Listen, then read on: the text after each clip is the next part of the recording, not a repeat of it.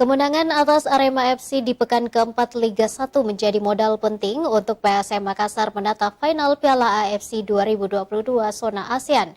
Mental para pemain PSM cukup baik menyambut laga kontra Kuala Lumpur FC Rabu nanti.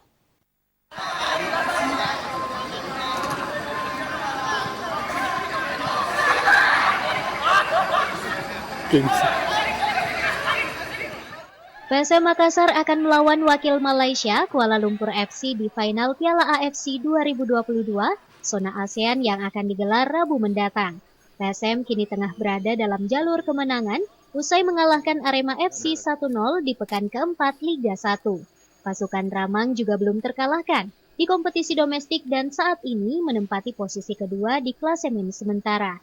Beberapa catatan positif tersebut menjadi modal berharga untuk PSM yang akan berlaga di partai final zona ASEAN AFC Cup. Tingkat kepercayaan diri Wiljan Pluim dan kawan-kawan bertambah setelah meraih 2 kemenangan beruntun di Liga 1. Motivasi dan mental para pemain PSM cukup baik menatap laga final kontra Kuala Lumpur FC.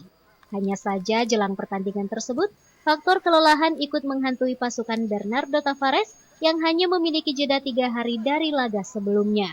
Waktu recovery para pemain sangat minim, belum lagi harus menempuh perjalanan ke luar negeri karena laga final tersebut akan digelar di Malaysia.